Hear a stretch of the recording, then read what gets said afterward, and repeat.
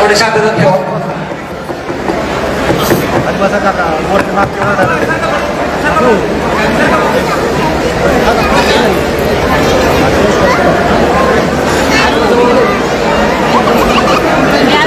छत्रपती शिवरायांचे वंदन करून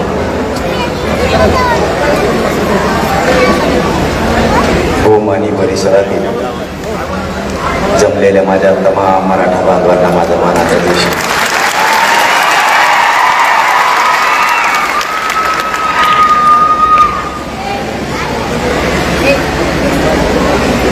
तुम्ही म्हणले आम्ही बैठक घेतो, तुम्ही तर समजलं.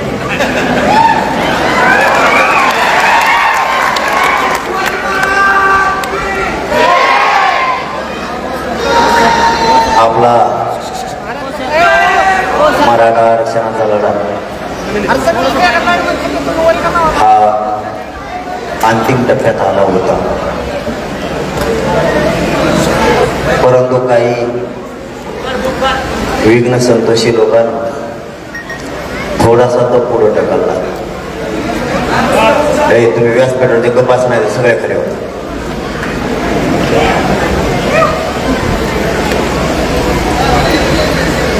लढाई जवळ आणली होती, थोडीशी लांब गेली, पण त्यांना असं वाटलं होतं लांब गेले म्हणजे थांबत, पण जिथं 2 करोड मराठी जमले ते आता थांबत नसते आरक्षण घेतल्याशिवाय. आरक्षण विषय सोडून देण्यासाठी माझे मायबाप मराठी जमले नव्हते. प्रत्येक मराठ्यांच्या घराघरातल्या माणसांचे इतके हाल त्यावेळेस झाले. माझ्या 350 पेक्षा जास्त मराठा बांधवांच्या आत्महत्या झाल्या. हजारो मराठा तरुणांवर गुन्हे सुद्धा या राज्यात दाखल केले गेले. तुमच्या इथं नवरदेवावर झाला म्हणजे महाराष्ट्रातला पहिलाच नवरदेव असतो, भाग्यवान. मराठा समाजासाठी स्वतःच्या सुखाच्या दिवसाचे सुद्धा त्यांनी या जातीसाठी कदर केले नाही. आपण सगळे त्याच्या पाठीशी. त्यांना काय होणार नाही मी शब्द देतो, तुम्हाला काळजी करू. मी फक्त आरक्षण होस्तच करते, मी पण सगळ्याचे हिशोब क्लिअर करणार.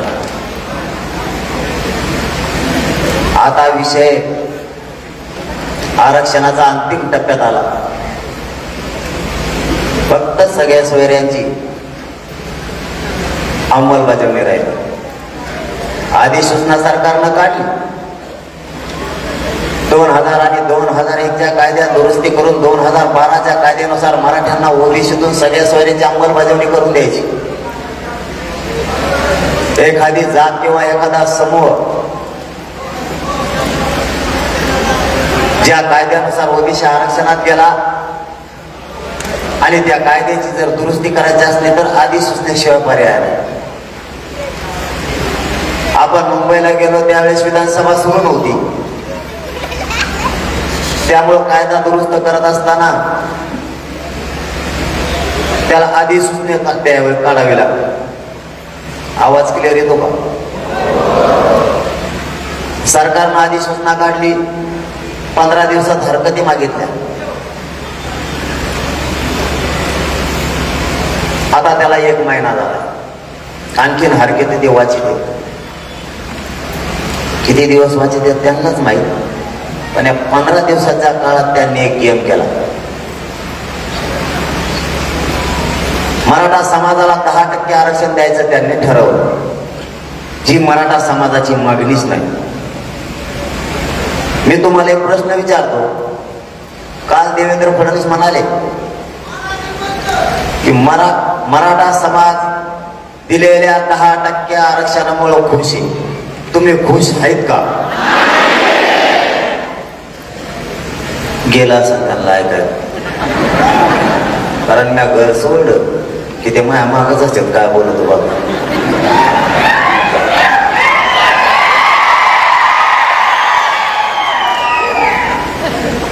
ते उगाच खेटले मला. जातीचा निष्ठावंत असणाऱ्या माणसाला खेटायचं नसतं.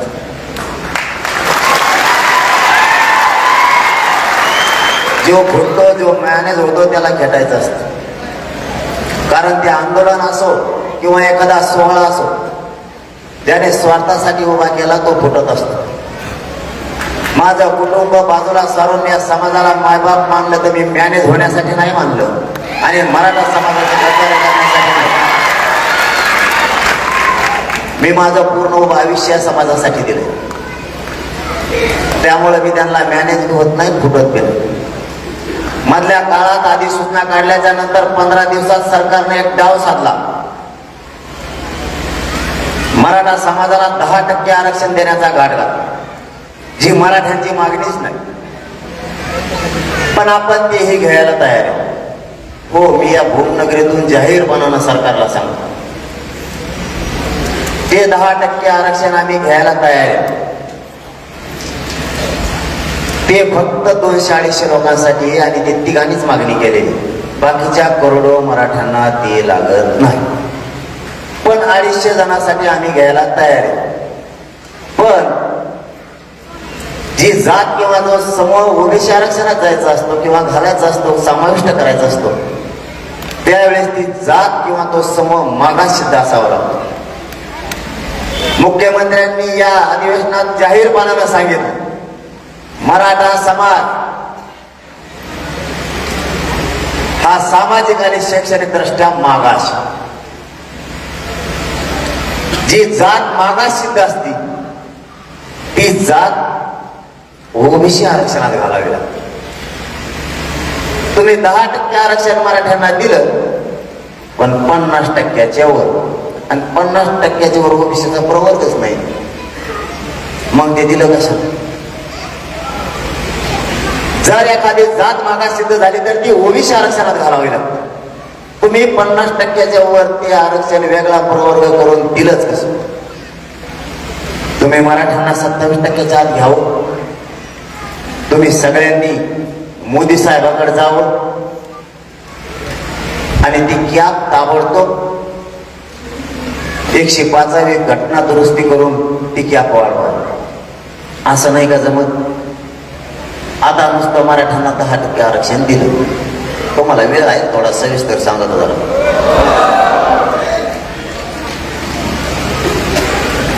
10% मराठ्यांना आरक्षण दिलं, कॅप वाढवली नाही. आता ते दिलं वेगळं. पहिलं होतं 13%. ECBCतून 2018ला दिलेलं आरक्षण होतं 13%, 12-13% नोकरीत आणि शिक्षणात. आता हे जे 10% दिलंय, हे 10% ओबीसीच्या सगळ्या सवलती या 10%ला लागू नाही. मग कशाला दिलं? त्याच्यात इंजिनिअरिंग, मेडिकल कॉलेज नाही, छोटे विद्यापीठ आहे, ज्याच्यात आपण EBC मधून सुद्धा बसतो, सवलतीतून सुद्धा. त्याच्यासाठी 10% आरक्षण दिलं का? आता त्यांनी शिक्षक आणि पोलीस भरती काढली. ती भरती होण्याच्या अगोदरच काल एक जणांनी याचिका सुद्धा दाखल केली. 10% उडण्यासाठी तर केली, पण या भरतीसाठी सुद्धा केली. आता कदाचित आमच्या पोरांना त्या 10%तून अर्ज केले आणि त्याची निवड झाली आणि ते जर आरक्षण किंवा त्या भरतीवरती स्टे आला, मराठ्यांच्या पोरांचं वाटलं झालं करायला, मग ते दिलं कशाला? आतापर्यंत, आजपर्यंतचा दिवस सांगतो तुम्हाला, 2018चे ECBCतून आणि EHBCतून 2014चे विद्यार्थी आत्ताही ओरडत आहेत. आत्ताही सगळ्या पोरांचं आजपर्यंत वाटोळं झालंय. मग जर हे गेलं तर आम्ही तेच करायचं. सरकार काय म्हणतंय? हे आरक्षण टिकणार आहे. मग हे आरक्षण जर टिकणार आहे, मराठा समाज जर मागास सिद्ध झाला, तर तुम्ही हे ओबीसी आरक्षणातून का नाही दिलं? आता हे उडणार. पुन्हा मराठ्यांच्या पोराचं वाटोळं होणार.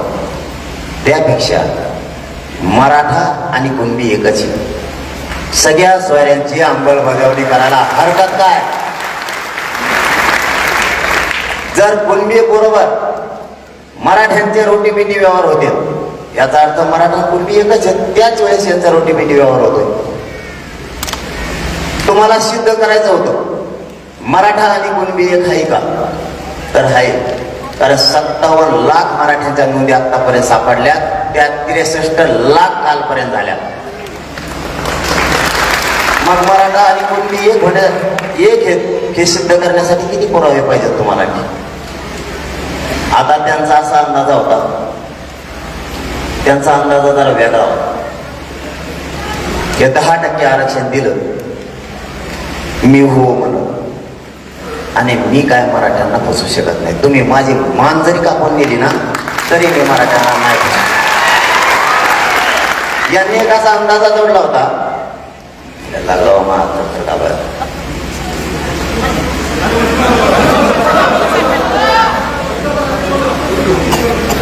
थोडा वेळ कम करतो, लगेच सुरू करतो.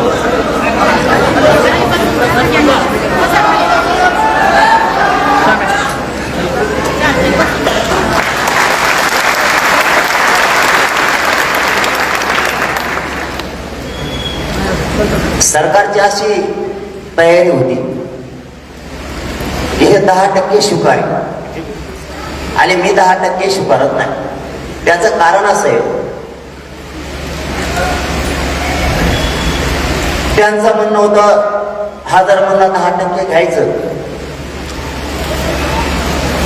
तर आपल्या निवडणुका होत्या, असा त्यांचा डाव होता. आता जे आरक्षण टिकणार नाही त्याला मी हो म्हणणार.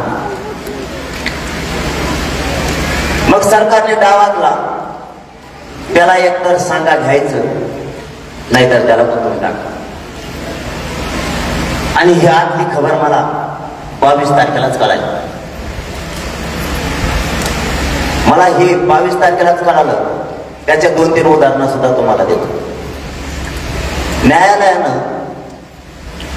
मान्य न्यायालयानं आपल्याला तारीख दिली होती, या आंदोलन सुरू होते त्याच्याबाबतची 13 मार्च.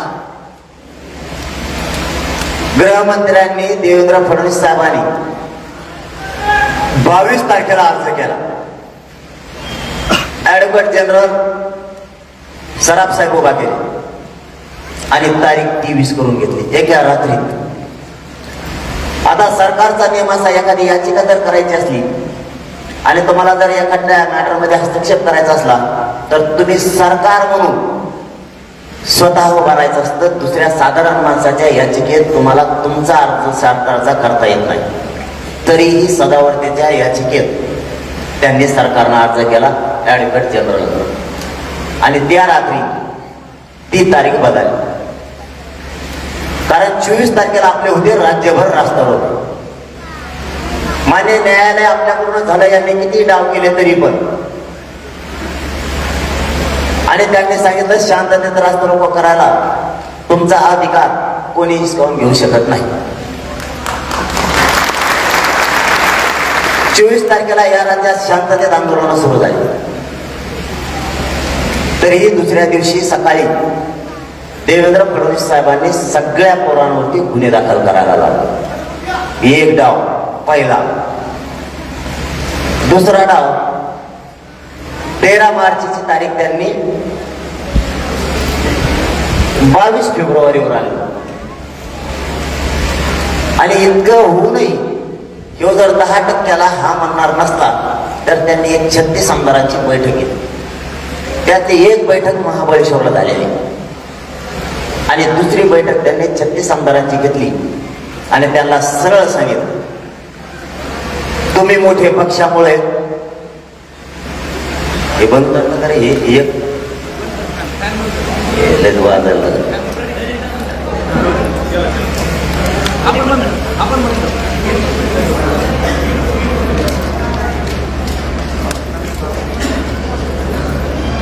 त्यांनी 2-3 हे डाव केले आणि त्या आमदाराबरोबर त्यांनी एकच सांगितलं, तुम्हाला आणि मला पक्षानं मोठं केलं. आणि पुन्हा माझं दिल्लीत जर वजन ठेवायचं असलं आणि तुम्हालाही पुन्हा तुमचं भविष्य आठवायचं असलं, त्याला रोखणं गरजेचं आहे. म्हणजे मला मराठ्यांच्या मधला आणि सत्तेच्या मधला हा काटा आहे, याला बाजूला सारावं लागेल. तरच मराठी 10% गुलाल उधळतील, नाही तर मराठी गुलाल उधळत नाहीत आता. कारण 10-20 लोकांनीच मुंबईत गुलाल उधळला. 2018ला राज्यभर मराठींनी गुलाल उधळला आणि 106 आमदार यांचे निवडून त्यावेळेस आले. ते आरक्षण टिकलं नाही. यावेळेस मराठा हुशार झाला. आता तेच आरक्षण हे पुन्हा हे पण टिकणार नाही. आपण जर गुलाल उधळला, आपला कार्यक्रम झाला. त्यांना तिळक रागवला माझा. म्हणजे 4 मुद्दे सांगितले मी तुम्हाला आतापर्यंत याच्या सहित. मग जर आता राज्यात 10% घ्यायला लावत असलं तर याच्यावर प्रेशर आला, माझ्यावर प्रेशर आणायला सुरुवात केली. आता मला पैसे लागत नाही तर पद लागत.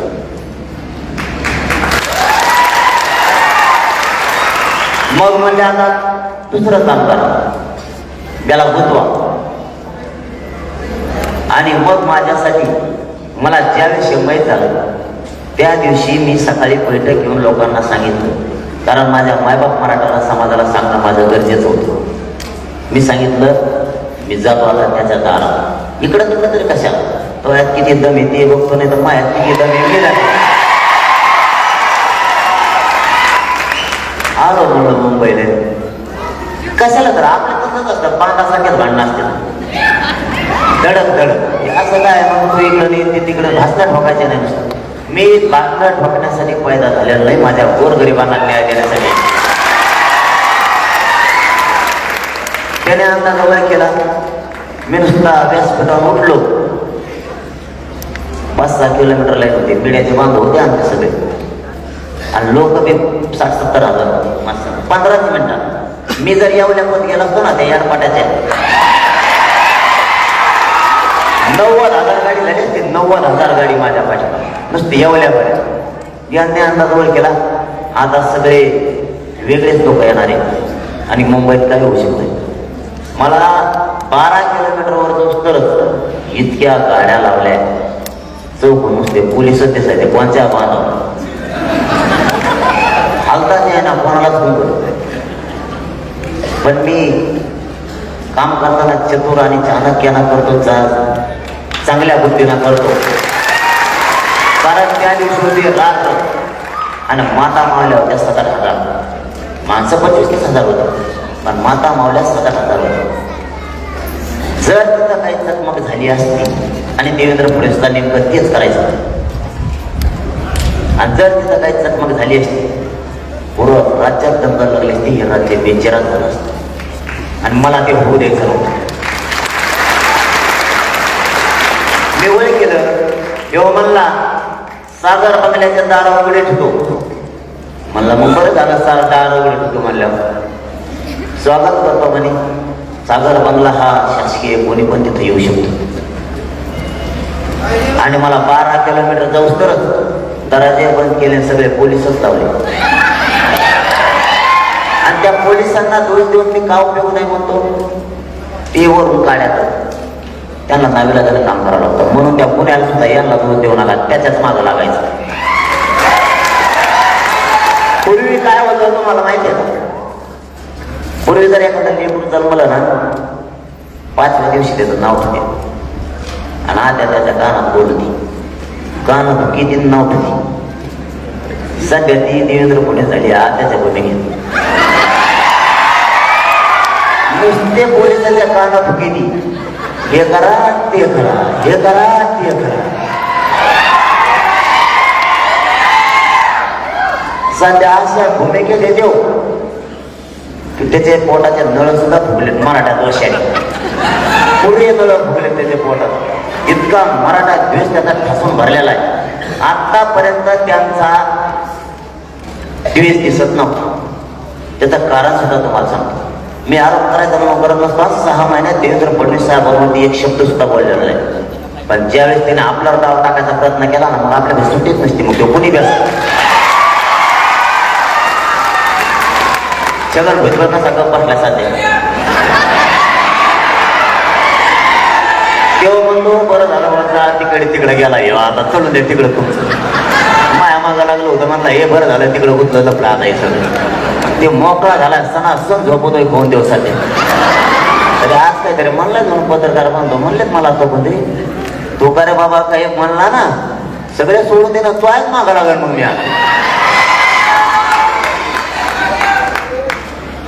देवेंद्र फडणवीस साहेबांनी मला डाव टाकलेला माहीत झाल्यामुळं त्यांना सगळ्यात जास्त राग कशात आला असं मला माहिती आहे का?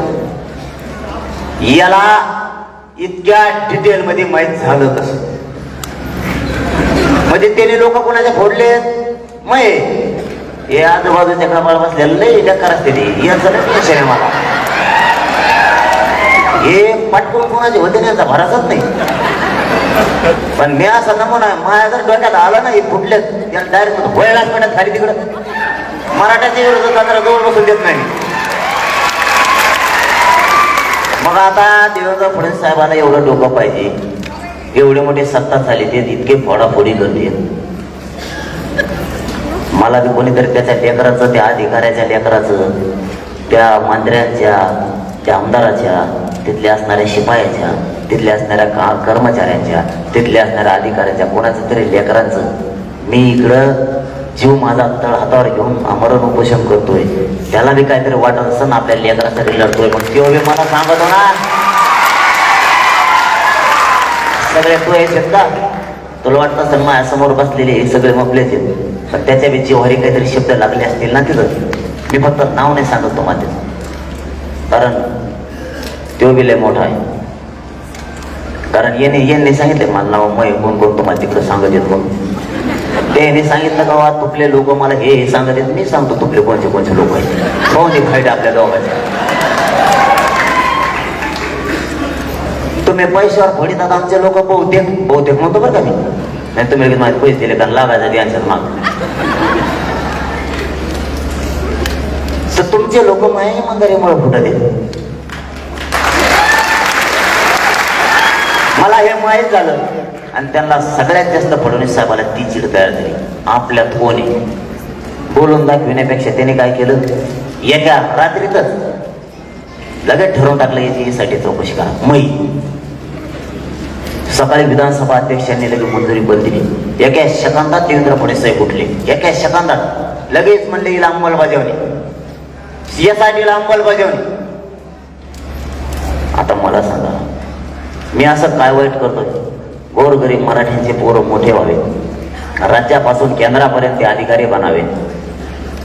तुम्ही दिलं हे राज्याचं आंदोलन आरक्षण, आमचा मागतो ते आरक्षण राज्यापासून केंद्रापर्यंत आपले क्लास 1 पासून क्लास 4 पर्यंत अधिकारी बनणार आहेत. IPS IAS दर्जाचे माझे मराठ्यांचे लेकर अधिकारी बनणार आहेत त्या आरक्षणामुळे. ते आरक्षण मी मागतो. आणि त्यांनी तो डावला चला आणि यासाठी नेमली. यासाठी कोणाला पाहिजे माहिती? मी तर तयार आहे बाबा. मी दवाखान्यातून सुट्टी घेऊन कमावलं माहिती तुम्हाला. 4 दिवस होतो मी हॉस्पिटलला, 5 दिवस. मला अशी कोण लागली आणि मला लागलेली खरी असते. कारण आतापर्यंत मी आंदोलन बघितलं असं मी खोटं करत नाही. मला कोण लागली यासाठी तुमच्या चौकशीला येणार आहे. म्हणलं मग आता हॉस्पिटलला तर येऊ शकत नाही, कारण काही रूल असते. एखाद्या माणसाने जर भांडणं केले आणि त्याला जर पोलीस पकडायला आले आणि त्याच्या डोक्यात बसलं आता आपल्याला पोलिस धरून नेणार आहेत, ते काय नाटक करतं माहिती आहे तुम्हाला? माझ्या पोटात कळली गली, मा बीपी वाढा, मग दवाखान्यात जाऊ दे. आता दवाखान्यात नेल्यावर न्यायालय काय सांगत, जीव महत्वाचा, आधी चौकशी नंतर. जीवच गेला तर चौकशी काय करता? मग ते दवाखान्यात बसतोय सलाईन घेऊन. मी उलट केलंय. मला चौकशी हे कळालं की मी डॉक्टरला सांगितलं मी नीट झालं तर कर माझी सुट्टी, आणि मी अंतरवाली राहिलो. नीट माझ्याकडे यायचं, यासाठी नीट चौकशीला लागायचं. तुम्ही आवाज तयार करा, तसा करा, तसा माहिती जेलला बसायला तयारी. मायबाप मराठ्यांना तुम्हाला सांगतो, आयुष्यभर मी सोडलो ना जेलमध्ये, तरी आरक्षण ओबीसीतून घेणं देवेंद्र फडणवीस साहेबांकडून.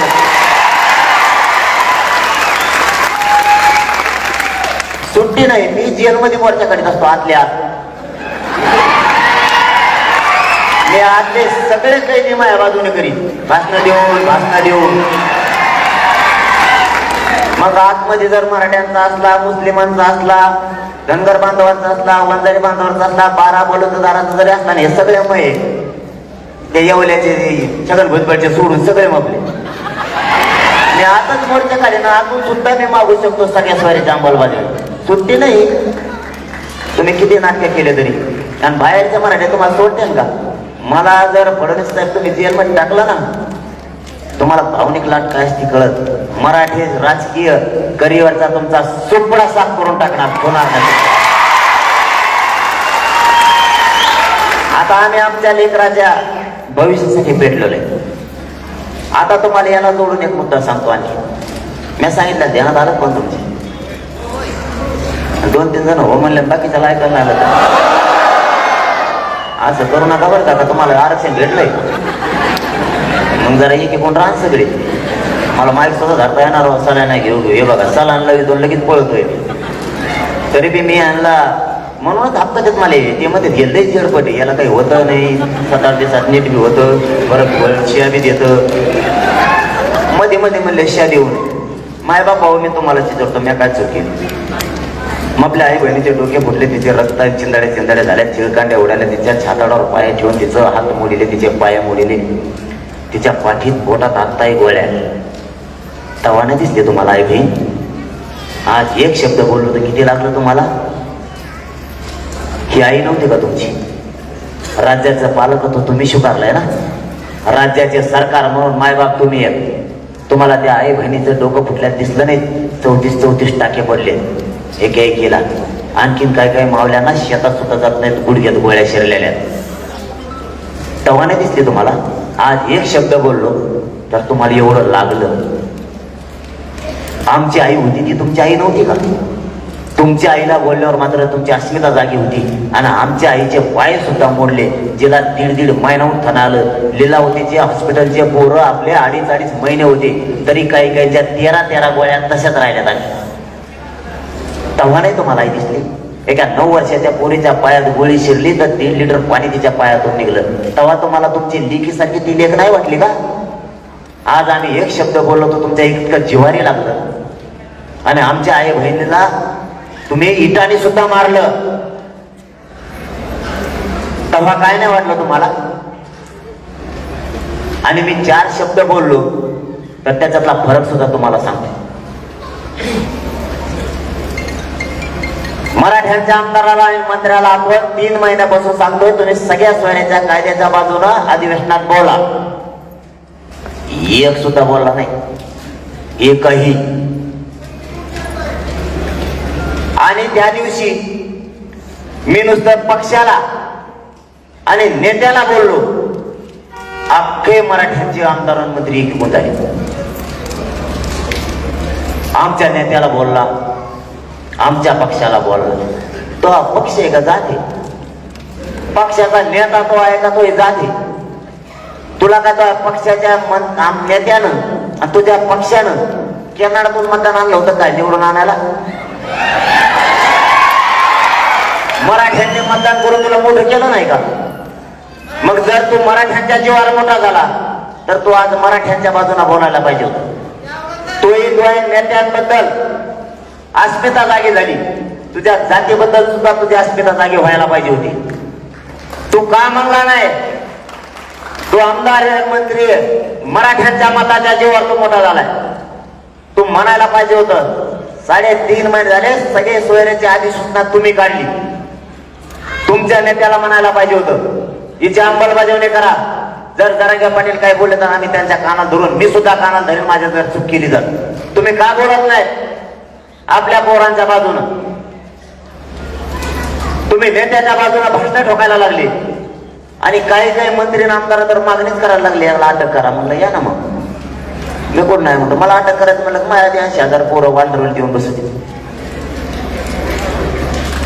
मी जायला तयार आहे ना, पण तुमची जितकी अटक करण्याची दुटप्पी भूमिका आहे तितकीच तुमच्या नेत्याला का सांगत नाही तुम्ही? आता तुम्ही सावध व्हा.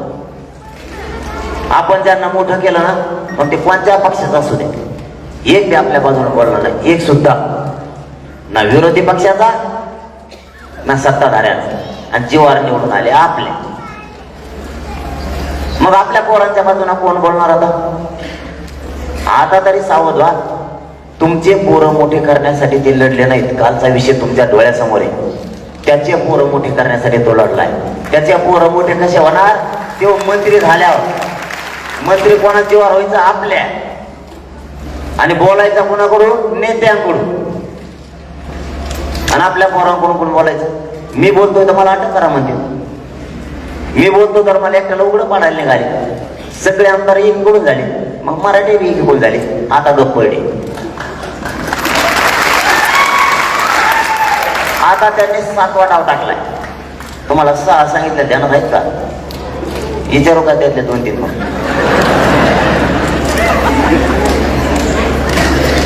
7वा डाव टाकला. आपण गावात चलो मुंबईचे बोर्ड लावलेले. आज त्याने फुकलेच का ना पोलिसाचे काल देवा ते दमत धरे ना. ते रोज काना फुकी ती बारीक लेकराचं नाव ठेवतात नाही का, काना फुकी देत लेकरात. तसं आत्याची भूमिकाच पार पाडी ते देवेंद्र फडणवीस साहेब सध्या. काल सांगितलं ते बोर्डच काढून घ्या.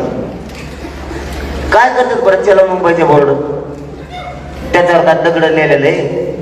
त्याच्यावर काय गोटागोटी लिहिलेलं आहे का? त्याच्यात काही केंद्र आहे दहशतवादाचे लिहिलेले, ठिकाण दिलेलं आहे तिकडे ये म्हणून? किंवा त्याच्यावर असं काही लिहिलेलं आहे का तिकडच्या गल्लीत जाऊन आपल्याला कापाकापी करायची येतो का? त्या बोर्डावर लिहिलंय का? चलो मुंबईचे बोर्ड कालपासून काढायला चालू केले. बरं आता तुम्ही काढले, गावकरी बिले कलाकार आहे.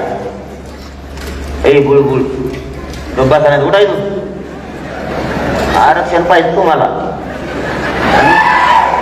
आणि एका चपला लोटीचा काय बोली काय खालीचा मंडपचे खाली काय दुकान बघतो? आईस्क्रीम हे काय?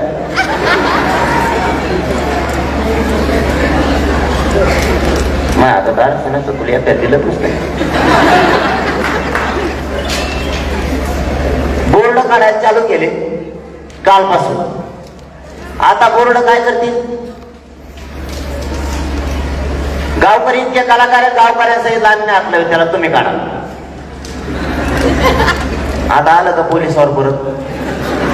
पोलिसाला विचारलं तुम्ही कम काढा लागले? ते म्हणले वरून आदेश.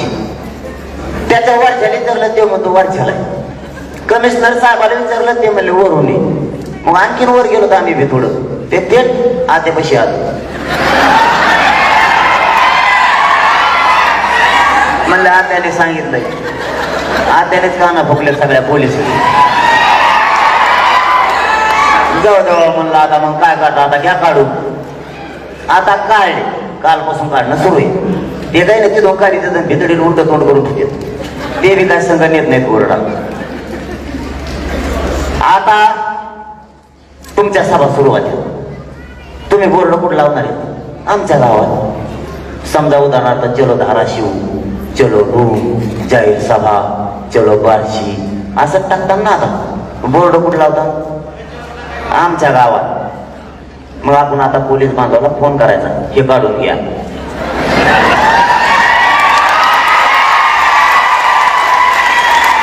आणि समजा त्याने नाही काढले तर नका का काढेना. आपल्याला शांततेत राहायचं. आपला पहिल्यापासून शांततेचे सत्य आहे. पहिल्यापासून मी तुम्हाला शांततेतच यांच्या छातावर बसून आरक्षण घेतलं लागेल. तुम्ही काळजी करू नका.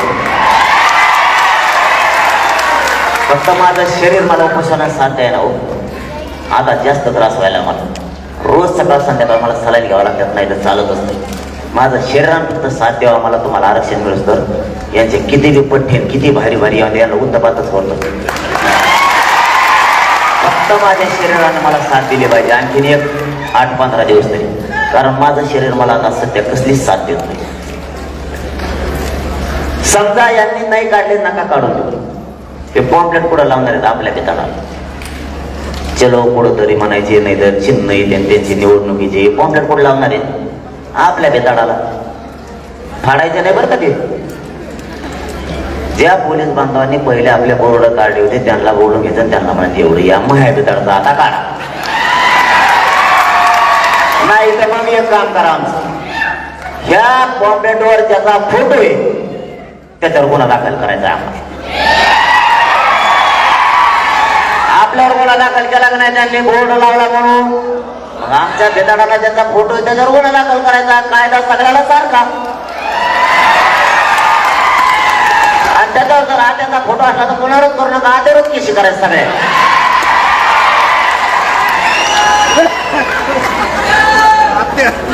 काय अडचण नाही आपल्याला. मी त्याला जीव लावित होतो पण तेव्हा माझ्या मागा लागला म्हणून मी त्याच्या मागा लागलो. आपलं खरं असतं सगळं. छगन भुजबळ जर चाललं होतं नाही चांगलं, आमच्या चांगलं चाललं होतं इकडं दणका. तेव्हा बोलला मी त्या झोडायचो तेव्हा मग वाटलं दणका चालायचा. यांना काय अंगावर घ्यायची गरज होती मधीच, यांनी अंगावर घेत काय करत. त्यांना वाटलं मी भेट असतो का, आणि माझ्याजवळ काय नेऊन तू 13 पत्रे निशेल माझ्या घरावर 13 घेत ती 20 मिनिटाचे घरात ऐकत नाही ते कुठे तू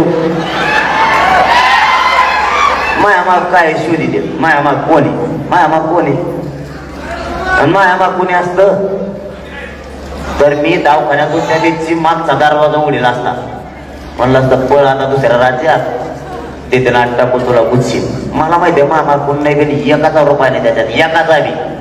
सगळा माझ्या समाजाचा पैसा आहे, समाजाने आंदोलन उभा केलं. ना नेता नाही, ना घेता नाही, ना कोणी नाही, ना कोणी नाही, त्याच्यात कोणीच नाही. आता आपल्याला याच बरोबर आणखी काम करायचं. काय वायरान बांधून टाकी तो काय म्हणतो. आता पुढे गेलं तरी तर टाकणार आहे माझा. आम्ही काय महाराजांनीच केलं होतं मला.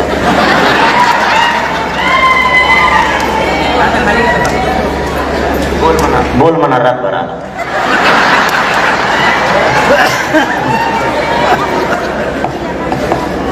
राहू दे हो. बोलले म्हटलं काय पाणी प्या पाणी. आता सगळं मेळ सुटलं होतं मग.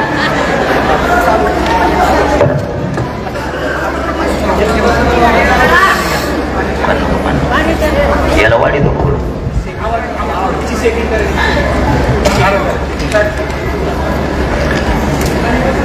कुठं राहिलं सांगा मला. मध्ये बोललं की माझ्या ध्यानात नाही राहत.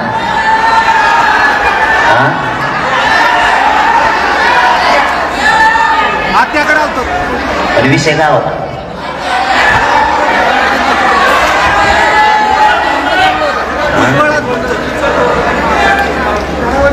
त्यांनी आणखीन एक डाव टाकला आणि आता आपल्याला एक टाकायचा. आता ह्यो डाव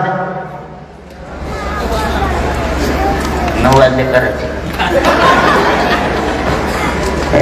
इडली ताने 9 वाजता तुम्ही हातात हात्यातच बंद केला वासाठी. हात धरलं सोडीत तेल टाकलेली असती. मला फोटो काढित मलाच घोडी लागली.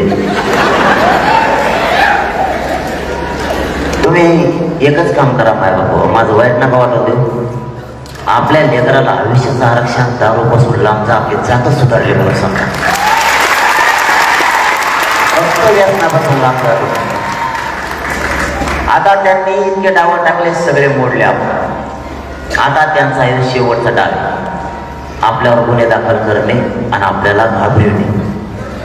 आपण जर घाबरलो नाही, आता राजकारण्यासाठी याच्यात बरेच लोक बसलेले असतात पण मनाने हा नाही म्हणणार तुम्ही, पण राजकारण्यासाठी लई केसेस घेतले असतात तुम्ही तुमच्या अंगावर डोके फोडू एकामेकाची. हो एकदा आपल्या स्वतःच्या लेकरासाठी आपल्याला एक केस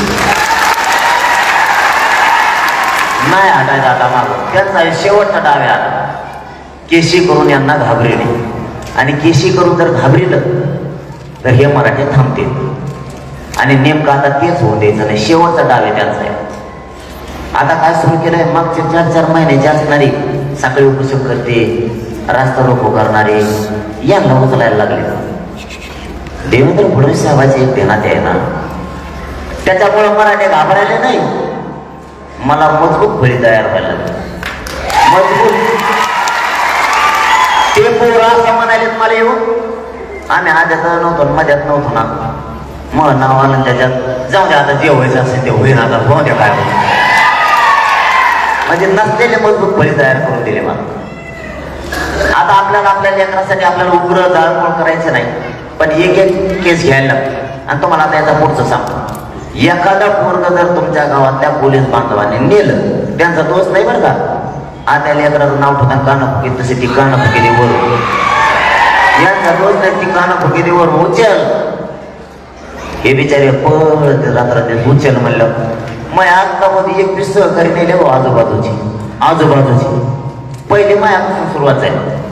मग आजूबाजूची 21 ते 23 सहकारी उचलून नेले. मला माहित नाही पाठच. आणि सगळ्याला काय सांगितलं त्यांना माहितीये का, जरांगे पाटील कोणाचंच ऐकत नाही, तुमचंच ऐकत येत. DYSP साहेबांना तुम्हाला बोलिले, DYSP साहेबांनी तुम्ही दोघं मिळून जरांगे पाटला समजून सांगा मुंबईला नाही जायचं. ते बी इतकं खुश झालं. मग सहकारी त्याला वाटलं जरांगे पाटलाला समजून सांगायचं. मी म्हणल्यावर मग किती गाव त्याला उड्या आणायला.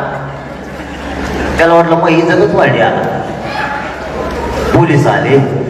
पोलीस म्हणजे तुमच्या हाताने समजून सांगायचं जरांगे पाटलांना, तुमचं ते ऐकत येत. आणि त्याचा मी ऐकत नव्हतो तरी ते लागलं उड्या आणायला. पोलीस कसं म्हणल्यावर त्याला काय माहित मला पोलीस स्टेशनला नेऊन टाकणार आहे म्हणून.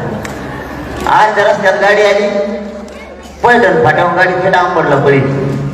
आणि ते म्हणले इकडं मुकडे जरांगे पाटील. ते म्हणले तुम्हाला साहेबांनी SP साहेबांनी बोली. त्याला मोबाईल बंद करता येणार, चालू उठ करता येणार, कोणाला सांगता येणार, त्याला पोलिस सांगून द्यायला. पाठा म्हणतो मला घरून नेलं. म्हणला तू तर म्हणला इकडे येणार जरांगे पाटला समजून सांगायला. होणार राव म्हणला, मी कपडे सुद्धा नाही घातले जरांगे पाटलात नाव कर म्हणलं आपल्या हातात समजून सांगू. अशी 21 जण नेले. त्यांनीच काना फुकले होते वरूनच पोलिसांची. त्यांचा असा अंदाज होता माझ्या जवळचे जर सहकारी थांबले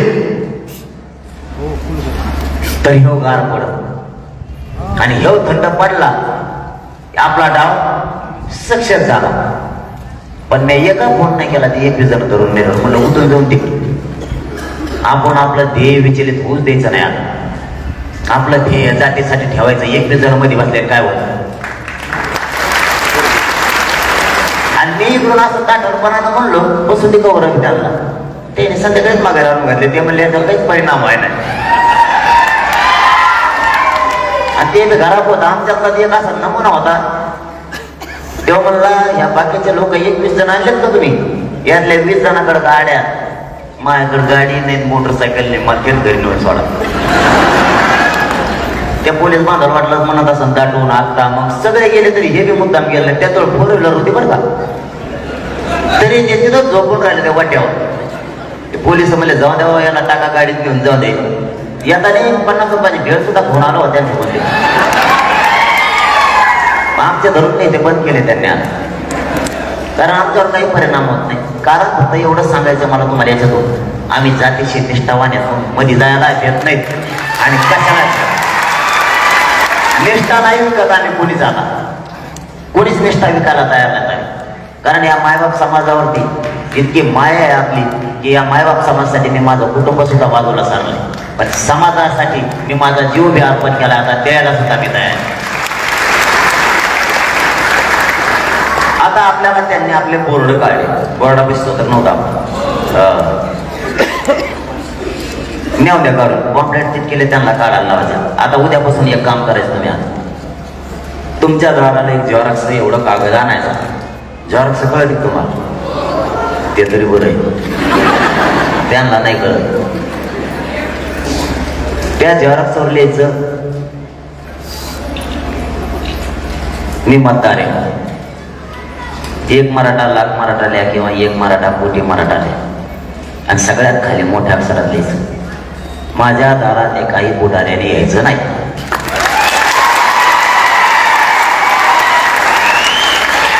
तुम्ही आमच्या गावात आम्ही मुंबईला चलोचे बोर्ड लावले तर काढले. आमच्या दाराला आम्ही काही चिटकू, चपला चिटकून येतं, कागद चिटकून आहे. तुला काय करायचं? आम्ही दार उघड ठेवून दार टक्कर टकुरार घेऊन येतो. आमचा दार तुला काय करायचं? आता दाराला तर काही म्हणणार नाही ना. आणि त्याला मतदान मागायला पुढे यायचं. आता दारा तू ज्या मंत्र्याकडून बोलला, ज्या पक्षाकडून बोलला ना, त्याच्याकडून मतदान आण म्हणायचं. आमच्या दारात येतो का? आमच्या लेकराच्या बाजूला का नाही बोलला तू? आम्ही तुला मोठं करतो आणखीन. आमच्या पोरांना आरक्षण देऊन मोठं करतो का? तर नाही. आणि मग तुला कशामुळे मोठं करायचं आहे? त्याचं काय कारण? त्याचं कारण काय? कोणता मंत्र्याने काय दिलं रे आपल्याला आता? एक गावातले 2-3 जण सोडले, बाकीच्याला का उसं तोडायला पाठवते का आपल्याला? आपले लेकरं कोणी मोठे करायचे? याच्यासाठी इथं नोकरदार मराठा असू द्या, व्यावसायिक मराठा असू द्या, राजकारणी मराठा असू द्या, कष्टकरी मराठा असू द्या किंवा शेतकरी मराठा असू द्या, या आरक्षणामुळे सगळ्यांचं कल्याण होणार आहे. केंद्रीय कॉलेज आपल्या लेकराला मिळणार आहेत, केंद्रीय नोकऱ्या सुद्धा आपल्या लेकराला मिळणार आहे. आपल्याला आरक्षण पाहिजे तर ओबीसीतच पाहिजे आणि ते आपला अधिकार आहे. कोणाला पैसे कमी लागतात? शेतकऱ्याला शिक्षणाला पैसे कमी लागतात का? नोकरदाराला, व्यावसायिकाला कोणालाच पैसे कमी नाही लागत. त्याच्या कुवतीप्रमाणे जो तो पैसे घालतो, पण त्यांचं जे सुख नसतं नोकरीचं ते होत नाही. आपल्या लोकांच्या बढत्या सुद्धा व्हायना ते हाय तिथंच. याला कारण आरक्षण. ही तळमळ याच्या पाठीमागचा माझा काय स्वार्थ नाही. इथं का मला एकट्याला लागत नाही ते. इथं घराघरातल्या मराठीच्या लेकराचं कल्याण होणार आहे. म्हणून आपल्याला पाहिजे आपल्या दाराला आपण पॉम्पलेट लावायला चालू करायचं. उद्यापासून मोहीम सुरू. आणि आपण आपल्या मोटरसायकलला 4 व्हीलरला सुद्धा ते चिटकायचं.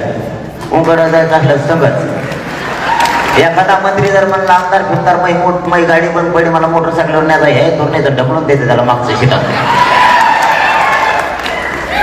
काही गरज नाही आता याची. बरं, यांना सांभाळून तरी कोणता फायदा आहे आपला? आणि त्यांची गुंडगिरी कुणाची जीवार आहे माहिती का? तुमच्या आमच्याच जीवार आहे. त्याला कोणी आयला जर म्हणलं ना आपणच गोटे घेऊन जातो म्हणून त्याची डेरी. आपण मागच्या सारखा बरं त्याला कुणी बी रीट इंटरेस्ट आहे. आपल्या लेकरासाठी देऊ नाही ना. मी तुमच्या लेकरासाठी भांडायला आलोय तुम्हाला. तुमच्या लेकरासाठी तुम्ही उभे राहा. ही शेवटची फाईट आहे आणि मी तुमच्या जीवावर करतोय. मी तुमच्या जीवावर, तुमच्या आशीर्वादाच्या जीवावर, पाठबळाच्या जीवावर, माझ्या जीवाची बाजी लावून मी तिथं लढतोय. तुम्हाला साथ द्यावा लागणार. तुम्हाला एकाला मागं सारखं नाही. कुणी जाऊन उद्रेक करायचा नाही, पण मागं हटायचा नाही. मराठी नुसते. मी तर देश मलिक फोन आलो.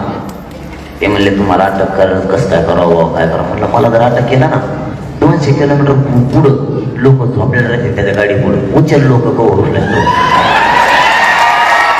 आणि मी आज त्याला भेटतोय पुढं. मी जर भेलो असतो ना मावशी हो तुम्हाला खरं सांगतो, मी डॉक्टरला म्हणलो असतो आणखी ही गाडी आपल्याला सलायला यासाठी येणारे माझ्या चौकशीला इकडून 2 लावून इकडून लावून आणि तू सांग त्याला लय शिरेशी पेशंट.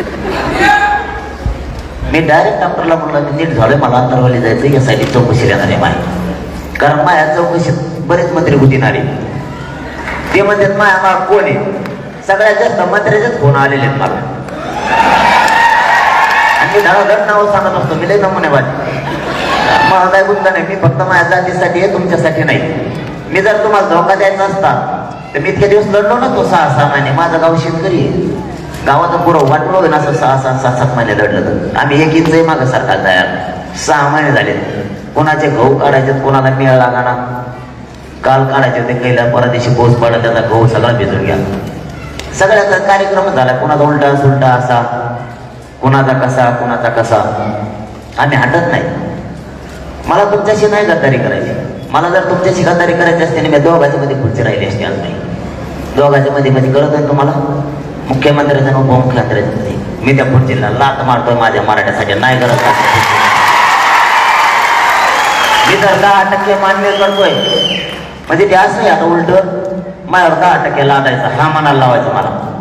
आणि तुमच्याशी मी गद्दारी करायची. मला काय देतात देऊन तुम्ही. आणि ते नाही लागत मला. पैसे लागत नाही, पद लागत नाही. तुम्ही माझ्या तिकडे विचारून बघा माझ्यावर कर्जच असतं. मला पैशांचं मदत नाही तसं हिंदीचं जमत नाही तसं. मला लागतच नाहीत ना ते. मग देणार काय? मला तुमच्या मी एवढा नशिबान आहे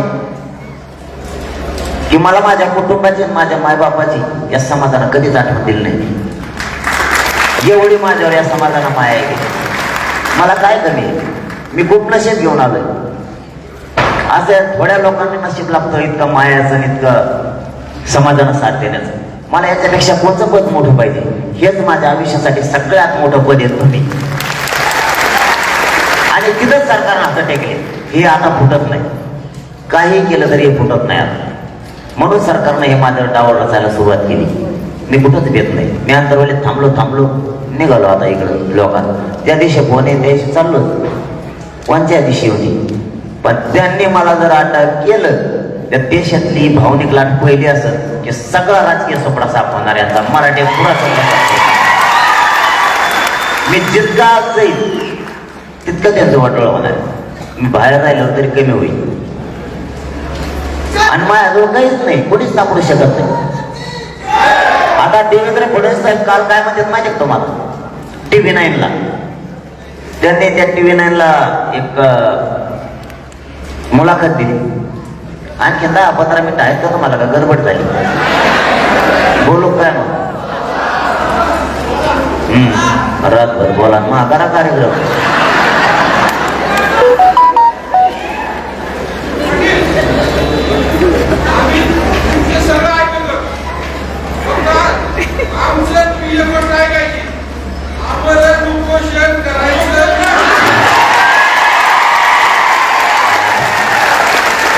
आता ते बंद केले.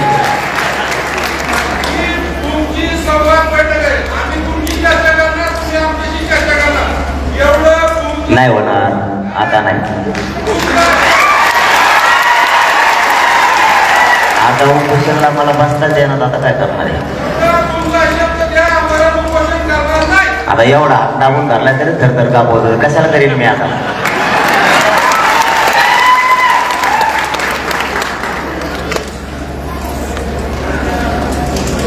पुढची घालता तुम्ही ऐकतच काय मग? ज्यांना ठेवता तुम्ही 100% आरसी घेतलेलं सोडित नाही जाणार. देवेंद्र फडणवीस साहेबांनी TV9 ला एक मुलाखत दिली परवा. त्याच्यात ते काय म्हणते, मला अगोदर म्हणते मला मध्ये बोलत जमतच नाही. मी त्यांना सुद्धा मध्ये बोलू देत नाही माहिती नाही. मग आधी त्यांना म्हणत असतो मला काय बोलायचं सगळं बोल. मग माझा अंका चालू झाला की मग माझं असतं बरोबर. TV9 ला त्यांनी आणि त्याच्या अगोदर 2 दिवस सांगितलं माझ्या पाठीशी उद्धव ठाकरे साहेब आणि शरद पवार साहेब. त्याच्यावर 2 दिवसाला देवेंद्र फडणवीस साहेब काय म्हणतात माहितीये का? आंतरवालीला शरद पवार साहेब गेले, त्यांच्या उभ्या आयुष्यात त्यांचा एवढा अपमान झाला नसेल. एवढा अपमान आंतरवालीच्या आंदोलनात पवार साहेबांचा केला आणि पवार साहेबांना रस्ता बदलून गावाला लपवून. मग आता तुम्हाला एवढं तर कळलं पाहिजे. तुम्ही एकीकडून म्हणता आमच्या मागे शरद पवार साहेब आहेत, एकीकडून म्हणतात आमच्याच आंदोलनात त्यांना पळून लावलं. मग आमच्या मागे नेमकं कोण? ते तर आता कळलं त्यांना. काल 12 होते सगळेजण. ते त्यांना तिथं मेळ लागला याच्या मागं कोण येत नाही, सरकारच हे सगळे लोकच आहेत. आणि ते म्हणजे त्याच्या मागं कोण आहे यासाठी चौकशी करायची. आता माया मागं कोणी जर फोन आलेलं बघितले ना, सगळे तुमच्याच लोकांचे आलेले आणि ते काय काय मानलेले त्याच्या बी रेकॉर्डिंग केले. आणि मी सगळ्याच सुट्टा मग सोशल मीडिया आम्हाला चांगला माहिती. तुम्ही यासाठी कोणाला लावायला पाहिजे ते माहिती आहे का? तुमच्या भोवती जे आजूबाजूला फिरतात ना हे सगळे भ्रष्टाचारी. यांची तुम्ही चौकशी लावायला पाहिजे होती, माझी काय लावता? तुम्ही त्यांची चौकशी लावा. त्या तुमच्या भोवती या सुगंधी अगरबत्त्या असतात का तसे मिळतात चौकून. म्हणजे तुमच्याकडे गेला की लगेच तो चांगला होतो. आता मी समजा तुमच्याकडे येतो म्हणलो मग यासाठी उठली असत ना. अरे नको तू अशी 7-8 वर्षावर मायावर तू तरी आरक्षणच घ्यायची. म्हणजे तुमच्याकडे आलं की लगेच चांगला आणि तुमचं नाही ऐकलं की टाका मध्ये या. आणि मध्ये काय मी जे बाहेर खातो तेच आत खाईन. मला बाहेरच तेवढंच लागत. मी एक चपातीच्या पुढं खातच नाही. आता तेवढीच असते जणू छगन भुजबळ साहेब म्हणते तेवढीच असते. ते म्हणते कांदे मिळत येतात काय खातो चपाती कांदे तो आहे मी बी. मला बाहेर तेवढंच लागतंय. मला तरी किती लागत? मी नाही गद्दारी करणार माय बाबा तुमच्याशा. तुम्हाला ओबीसीतून आरक्षण सगळ्या स्वारीच्या अंमलबजावणीच देणार. तवाच मरणार तवर मरत सुद्धा नाही. फक्त तुम्ही हटू नका. यांनी एवढ्या चुका केल्यात. आता तुम्हाला शेवटच्या चुका सांगतो आणि थांबतो, कारण मला जायचंय 92 किलोमीटर आणि मला तिथून नांदेडला जायचंय. मला लय पांगलंय, मला मी तसं लग्न नको म्हणून एका लग्न लागलेलं दुसरीमध्ये दाम तिथं झाला. आम्हाला काय बेड रेटत नाही. आता लग्न करीत करीत करीत आम्हाला शेवटचं लग्न ज्याच्या आता लग्नात जायचं ना आम्हाला, त्याचा सभा घेत होता आम्ही याच्या आधी. त्याची सभा होती 6 वाजता सायंकाळी आणि ती झाली 5 वाजता. त्याला असा लोड आलाय, ते म्हणतो मी 3 तारीख लग्नाची पुढे ढकलेली बा, सभा सारखा करू नका बा, पाठवाला ते एक पाहुणा नाही राहायचं. आणि त्याने माझ्यासाठीच खरं सांगतो तुम्हाला 3 तारीख पुढे ढकलेली लग्नाची. आता येईन मग येईन, आता येईन मग येईन. एवढे वेळ पैसे सुटलं मी त्याला हा म्हणलो, त्याला बराचसाच या नाही. ते व्यासपीठा नुसते फोन करते 5-5 मिनिटाला कुठं आले रे पाठा, फक्त 5 वाजून देऊ नका भाऊ, 8च्या आत या. कारण ते ठेवलेलं ते तळ्यात, लग्न तळ्यातच ना, सभा तळ्यातच होती आणि लग्न सभा ठिकाणी तुला तिथं अशी थंडी आहे, जाळा मोठ्या लावला तरी मी वापस जातो तिथं. ते म्हणतो नवर आम्हाला दोघांना व्यासपीठावर बसा लागून भाऊ, तुम्ही लवकर नाही आले पुरे पाहुणे आम्हाला आणते. म्हणून मला तिकडं लवकर जायचंय, कारण त्याने लय तारखा पुढे टाकलेले. तुम्हाला फक्त एवढं सांगतो, यांनी किती डाव टाकले, आरक्षण घेतल्याशिवाय सुट्टी नाही. आणि ते पण ओबीसीतूनच घ्या, मग कोणी आडवायवर त्याच्याशिवाय सुट्टी नाही. कदाचित तुमची पुन्हा एकदा गरज लागू शकते, जशी अंतरवलीला 14 तारखेला बांधावर मराठा उभा होतो. 2 करोड मराठी अंतरवलीत आले. एखाद्या वेळेस जर वेळ पडली तर पुन्हा एकदा आपल्याला एकत्र यावं लागतं. कारण यांची जी राज्यात अंतरवालीसह महाराष्ट्रात दडपशाही सुरू झाली ना, ही जर थांबवायची असली तशा तर बैठका सुरू झाल्या. प्रत्येक तालुक्याला मराठ्यांना माझ्या अगोदर बैठका सुरू केल्या. गेवराई, बारामती, सातारा, सांगली, लातूर, हिंगोली सगळ्या तालुक्यात बैठक झाला. आज मराठ्यांच्या बैठका सुरू झाल्या. आणि त्या बीडला तर वेगळंच आहे, तुमच्याकडे बी म्हणते उमेदवार काय आणलेलं पुढं तुम्ही नवीनच कार्यक्रम होईल का. एक गाव आहे कोणतं तरी, तिथं 1000 रुपये केले आणि 23 लाख रुपये सध्या त्या गावात. ते म्हणजे आता आपल्या गावातले 23 लाखाला किती लागत आहे डिपॉझिट भरण राहा बा. आता मला असा धाक पडलाय, समजा 30,000 उमेदवार उभा राहिले कदाचित जिल्ह्यात, तर बॅलेट पेपर पाठवायचं पुढं. आता तेवढ्या लागतो शाळेत, वस्त्यावर असतं केंद्र, वस्त्याला केंद्रच असतं ना वार्ड क्रमांकानुसार. आता तिथं याला मात्र जागा घ्यायला लागत 1.5 किलोमीटर आथरायला. आणि समजा यांनी आथरिलं ते चिन्ह तर द्यावं लागतं का नाही, कांदा, बटाटो, टमाटो, काहीतरी गोटे गाटे इतके चिन्ह करून आणते. बरं आणले तर जर रानात आथर लागत आणि ते जर मराठ्यात रानात आथरला ते जर मला उच्चार माहिती येतं, ते करून मी सकाळी 7 वाजता जर आपला एखादा म्हातारा माणूस लाईनला लागला मतदानाला, दुसरा जाता येत नाही त्याचं होतं, त्याचा राहिलेला नातो खासदार केलो उभा, ते जर सकाळी मतदानाला लागला तर त्याला जर तिकाड्याकडे जो तर 1.5 किलोमीटर जो तर चिन्हच नाही सापडत, परत ते मात्र माघारी सापडे चिन्ह येतं वर 3 वाजते. बाकीच्या मतदान कवा करायचं. आता एका साधा खेळपा केला का तुम्ही, डिपॉझिट भरायला गेल्यावर इतके जण फॉर्म भरतात, हे भरल्याशिवाय तारीख स्वतः यायची नाही, भरावता लागणारच नाही, भराव तारीख वाढायला लागत. आणि ते गेल्या मला बेजार आला, ते मराठीत लोक म्हणतात उमेदवार उभा करा. ते म्हणलं मग त्यांचा काही संबंध नाही, समाज मालक आहे, मी नाही मला समाजाचा मालक. आणि नाही त्याने सांगितलं तुम्हाला मग त्याचा काही संबंध नाही बाबा, फक्त आपण सांगितलं तुम्हाला असं होऊ शकते फजिती. बरं असं काही आहे का की त्याच्यात शिकल्याला लागतो, असं काही आहे का. कोणी भरू शकतो का. धोत्रावाल्यानं खासदार केल्या खबर जमत नाही का. धोत्रावाल्या माणसाचा 70-80 वर्षाचा जर बाबा एखादा निवडणुकीला उभा राहिला, त्याला अधिकार आहे का नाही. मग त्याला सुविधा पुरावं लागते का नाही, त्याला ऐकायला येत नाही, त्याला दिसत नाही, आणि ते झाला खासदार. त्याला पार्लमेंट मध्ये नाही का नाही धरून दोन ते पोलिसाला.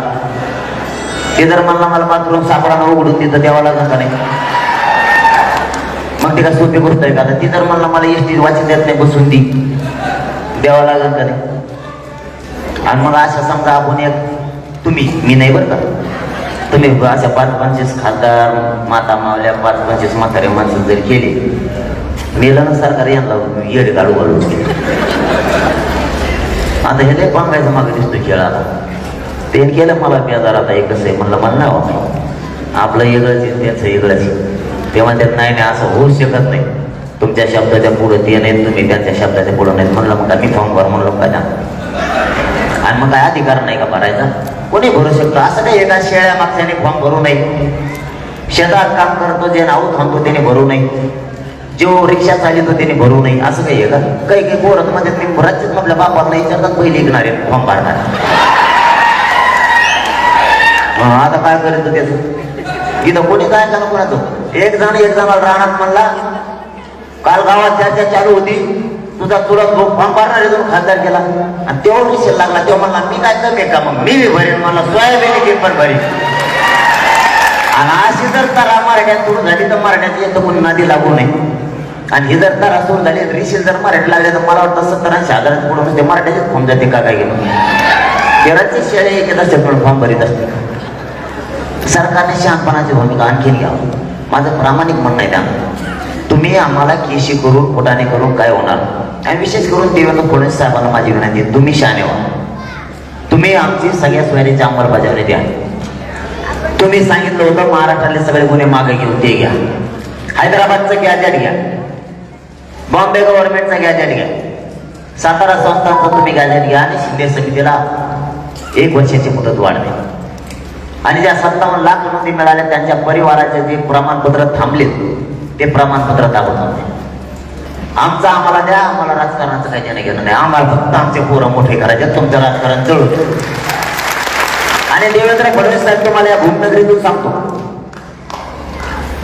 तुम्ही आमची सगळ्या स्वारीची अंमलबजावणी द्या, आम्हाला राजकारणाशी काही देणं घेणं नाही.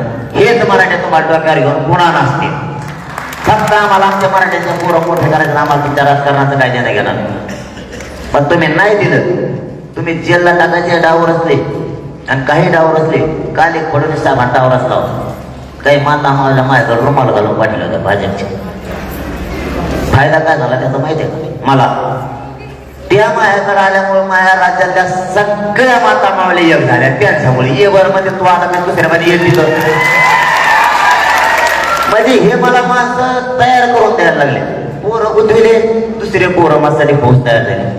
महिला पाठविल्या, राज्यातल्या पुऱ्या महिला माझ्याकडून झाल्या, त्या दुसऱ्या बारीने आढळली. म्हणजे मग आम्ही काय माहिती नाहीत काय, तुला दाखवत होतो मग या होतं ते. म्हणजे सगळं उलट करते, त्यांच्या काळात उतारायला लागले. आता अधिसूचना त्यांनी काढली, त्यांना अधिसूचनेची अंमलबजावणी करावीच लागणार. त्यांनी ती करावी.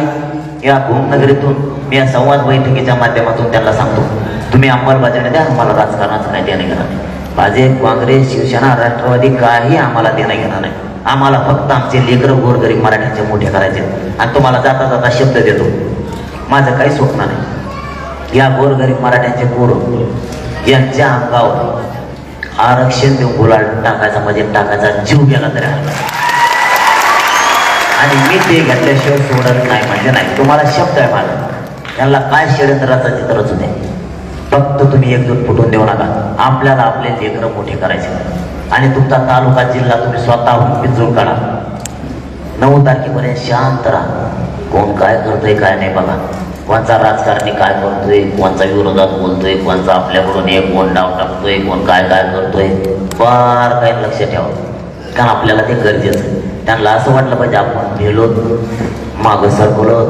काही मध्ये टेम्पोच कमी झाला. मला टेम्पोच कळा ना, टेम्पो म्हणजे काय? आंदोलनाचा टेम्पो कमी झाला. हे बरं भूममध्ये येऊन बरोबर आंदोलन टेम्पो कमी झाला का ट्रक कमी झाला काही सांगायचं बसल्या बसल्या घरात. फक्त एकजूट फुटून देऊ नका. पुन्हा एकदा मराठी जागे करा. आपल्याला ही संधी चालून आलेली ही सोडायची नाही. मी मरेपर्यंत तुमच्याशी गद्दारी करणार नाही शब्द तुम्हाला देतो आणि थांबतो. धन्यवाद. जय श्री.